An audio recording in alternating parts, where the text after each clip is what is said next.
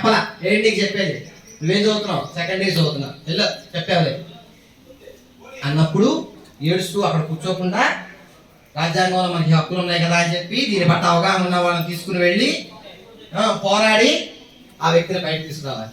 నువ్వు ఇప్పుడు 3 పనులు చేసావు, చదివావు, అర్థం చేసుకున్నావు, చదివి అర్థం చేసుకుని జనాలకు ఉపయోగించి దాన్ని ఇంప్లిమెంట్ చేసావు. దాన్ని అభ్యసించు, సమీకరించు, పోరాడు.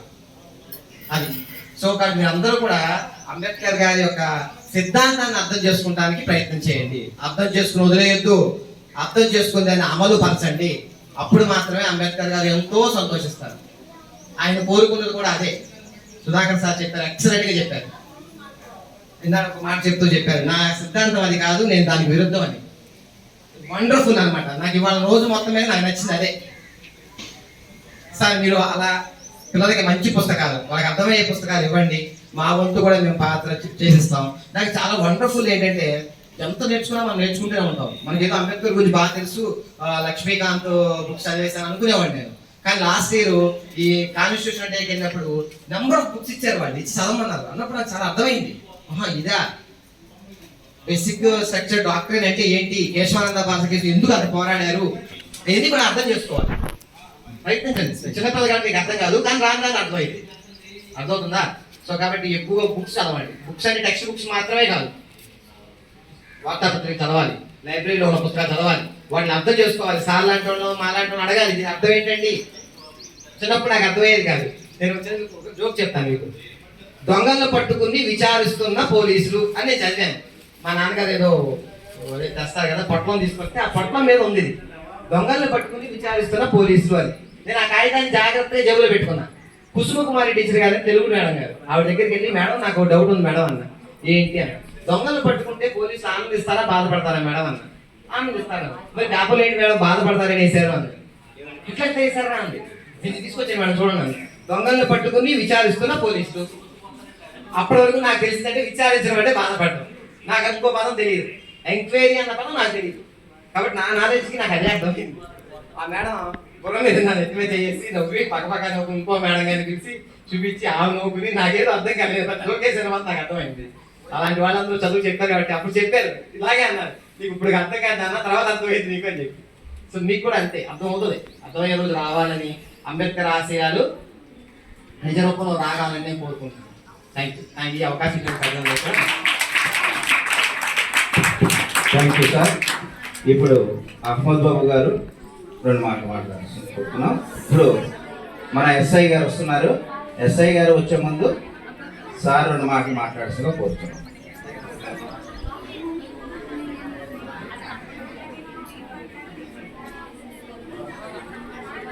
सबको నమస్కారం. మరి ఇప్పటి వరకు బిఆర్ అంబేద్కర్ మరి గురించి మనం చాలా విషయాలు విన్నాం. రంగనాయకులు గారు చెప్పారు, అర్థం అవ్వాల్సినప్పుడు మాత్రం అర్థమవుతుంది. అప్పుడు వరకు ఎంత చెప్పినా అంటారు ఎస్కేసి 9 ఏమి రాదని, అట్లాగే అర్థం అవ్వాల్సినప్పుడు అర్థమవుతుంది. జాగ్రత్త. మరి సుధాకర్ గారు కూడా చెప్పారు నాకు ఒక మాట, నా సిద్ధాంతం అది కాదు డీజే, అది చాలా ఇబ్బందికరంగా ఉంటుంది. మరి అది మార్పు రావాలి.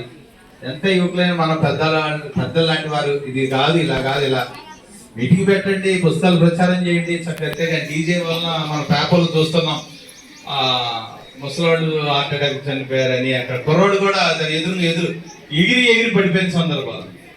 అనవసరం. మనం సంతోషం ఏంటి, జయంతి ఏంటి, సంతోషం ఏంటి, విషాదం ఏంటి, ఇలాంటి మార్పు రావాలి. నిజంగానే దాన్ని ఒక వినోదంగా ఉపయోగించుకున్నారు బిఆర్ అంబేద్కర్ జయంతిని. పెద్దలు చెప్పారు ఆశయాలు, వారు చెప్పిన ఆశయాలు, మార్పులు రావాలి, సమానత్వం రావాలి. ఇవన్నీ తీసుకురావాలంటే మా తరం అయిపోయింది కదా, రాబోయే తరం మీదే. చదవండి, పుస్తకాలు బాగా చదవండి, దాన్ని సమీకరించండి, ఆ ప్రకారం నడుచుకోండి, నడిపించండి సమాజాన్ని. మీరే భావి భారత పౌరులు అవ్వాలి. ఓకేనా? రైట్. మరి ఈ అవకాశం ఇచ్చిన ఆచార్యకి ధన్యవాదాలు. Thank you sir. ఇప్పుడు నాచార్య సార్ 2 మాటలు మాట్లాడాలి.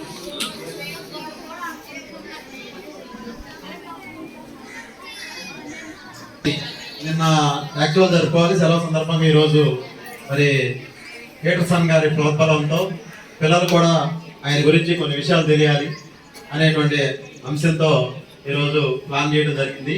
మరి పిల్లలకి కాంపిటీషన్స్ పెట్టడం, వాళ్ళకి ప్రైజులు ఇవ్వటం, తర్వాత అన్ని రకాలైనటువంటి అంశాలు నిన్నే ప్లాన్ చేసి ఈరోజు చేయడం జరిగింది. దానికి సహకరించారు టీచర్స్ చాలా మంది. మరి వాళ్ళందరికీ కూడా ప్రత్యేకమైన ధన్యవాదాలు తెలియజేసుకున్నాం. అట్లాగే అంబేద్కర్ గారి నుంచి తెలుసుకోవాల్సినటువంటి అంశం ఏంటంటే, ఈ రోజు మనం ఇక్కడ కూర్చున్నామంటే, అలాగే ఈ రోజు మనం అనుభవిస్తున్నటువంటి ఫలాలు అన్నీ కూడా ఆయన చలవే, ఆయన లేకపోతే లేదు. ఇక్కడ ఇంకొక అంశం ఏంటంటే, అంబేద్కర్ గారిని ఒక ఊరికి, ఒక వాడకి, ఒక మతానికి, ఒక కులానికి లేదా ఒక ప్రాంతానికి పరిమితం చేస్తున్నారు. చాలా చోట్ల చూస్తున్నాం, తప్పది. ఆయన అందరికీ, ఇప్పుడు మహిళలు ఉన్నారు, 33% రిజర్వేషన్ తెచ్చాడు.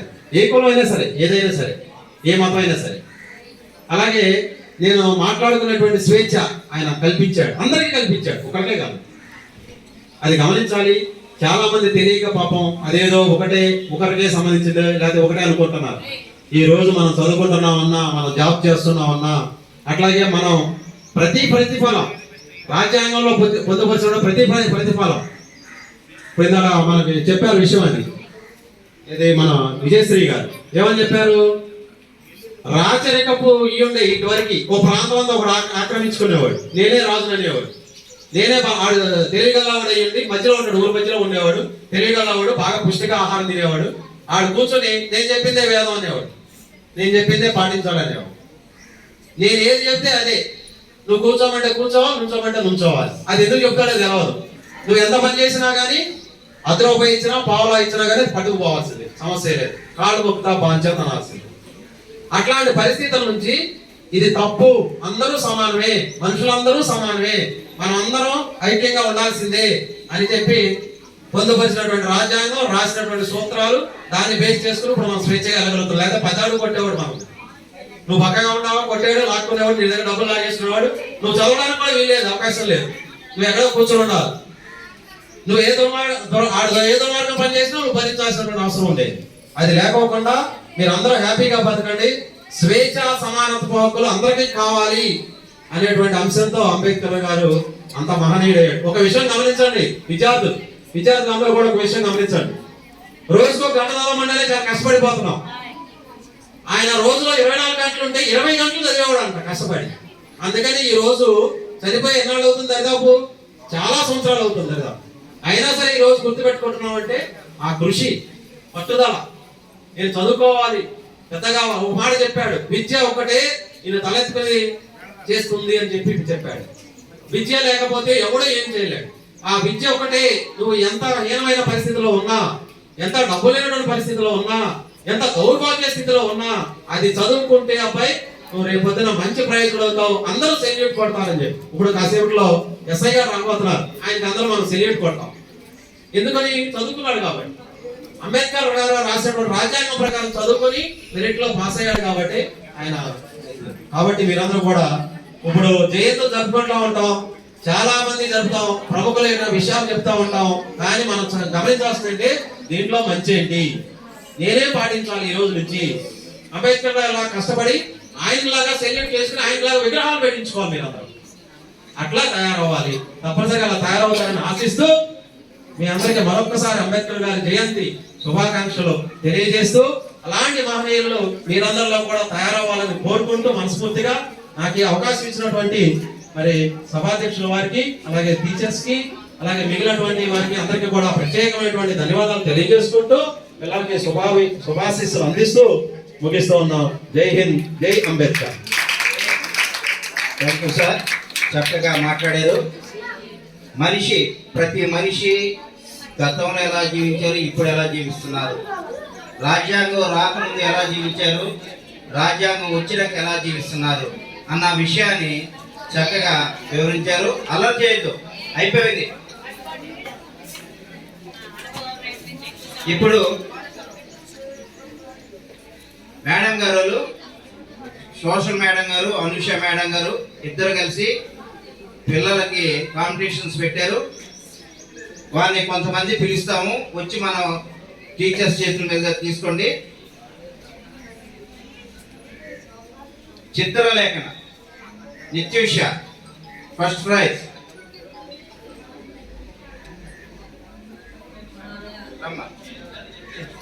క్లాప్స్ కొట్టండి, అందరు క్లాప్స్ కొట్టండి.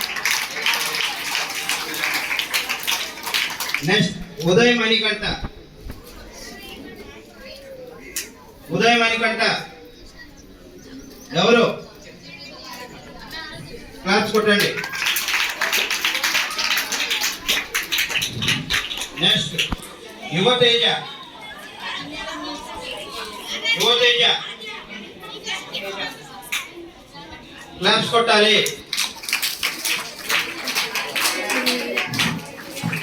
తర్వాత essay writing Harshateja. Harshateja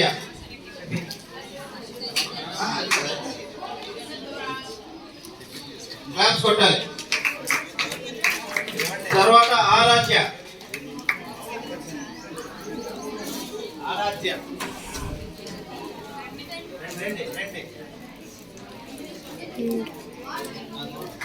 okay. Next Keerthana. Keerthana Keerthana Srinivas గారు. కీర్తన కీర్తన రాలే. కీర్తన 10th క్లాస్ రావాలమ్మా. నెక్స్ట్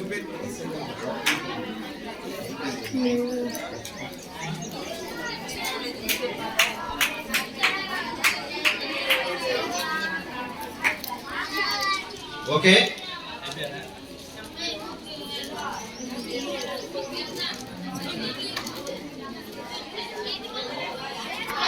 ఇప్పుడు విద్యార్థులకి అక్కడే కూర్చోండి. వినాలి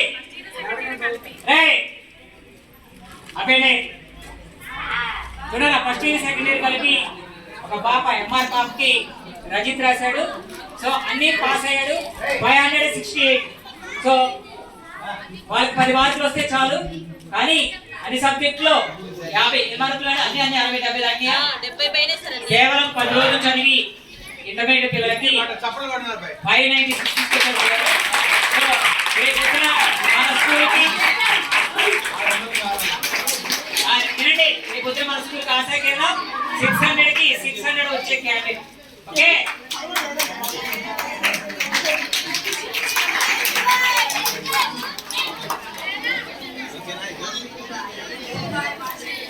చూడండమ్మా, ఇంగ్లీష్ లో 100కి 73 మార్కులు, తెలుగులో 89, ఎకనామిక్స్ లో 65, సివిక్స్ లో 97, కామర్స్ లో 63 మార్కులు. కేవలం 10 రోజులు చదివి ఈ మార్కులు తెచ్చుకున్నాడు. మీరు సంవత్సరం అంతా మీరు వినాలి.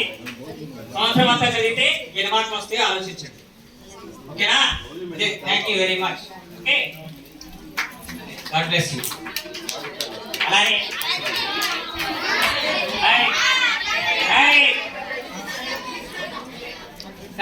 ఇంకో చిన్న వినమండి. చిన్న మనము మాస్టారు కూర్చోండి.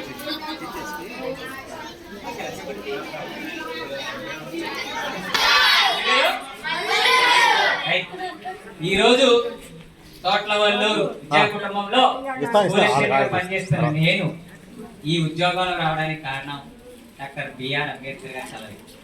ఎలా అంటారా? ఏంటా బిఆర్ అంబేద్కర్ గారు లేరుగా మీరు ఉన్నప్పుడు? ఓకేనా? ఎగ్జామ్ రాసి ఓకేనా, ఎగ్జామ్ లో 9th ర్యాంక్ వచ్చింది. డిఎస్సిలో 9th ర్యాంక్ వస్తే కానీ మిగతా వాళ్ళు కోర్టుకి వెళ్ళి ఎగ్జామ్ మాకు కాంట్రాక్ట్ గా చేస్తున్నాం, మమ్మల్ని రెగ్యులర్ చేయమని చెప్తే కోర్టు ఏం చేసిందంటే వాళ్ళు రెగ్యులర్ చేయమని చెప్పి కోర్టు ఇచ్చింది. కానీ ఎగ్జామ్ రాసి వినాలి అందరూ ఒకసారి వినాలరా. ఎగ్జామ్ రాసిన మరి మా పరిస్థితి ఏంటి? ఉద్యోగం రావాలి. మళ్ళీ మాట్లాడతాను. ఎస్ఐ గారు ఇచ్చేస్తున్నారు. అందరూ ఒకసారి కార్యక్రమంలో స్వాగతం పలకండి. అందరూ ఒకసారి సార్ ఏమొద్దండి.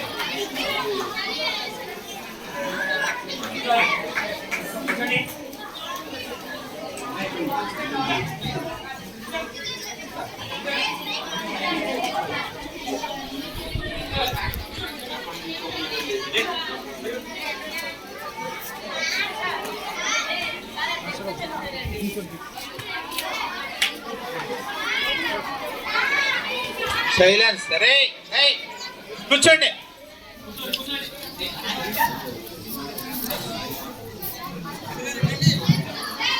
ఇప్పుడు ఈ కార్యక్రమాన్ని ఎస్ఐ గారు ఉద్దేశించి మాట్లాడతారు. తర్వాత ముగింపుకి కార్యక్రమం వచ్చేసింది. అందరూ సరైనగా ఉండండి. జయంతి అందరూ పార్టిసిపేట్ చేశారు పిల్లలందరూ. ఇక్కడ మిమ్మల్ని లాస్ట్ 4 ఇటు చూడండి, ఇటు చూడు. అందరికి చూడాలన్నా 5 మినిట్సేగా. ఎంతమంది ర్యాలీలో పార్టిసిపేట్ చేశారు?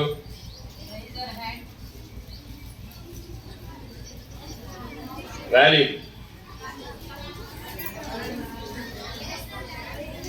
రైట్. ఆగాల. డీజేల దగ్గర ఎంతమంది డ్యాన్స్ చేశారు?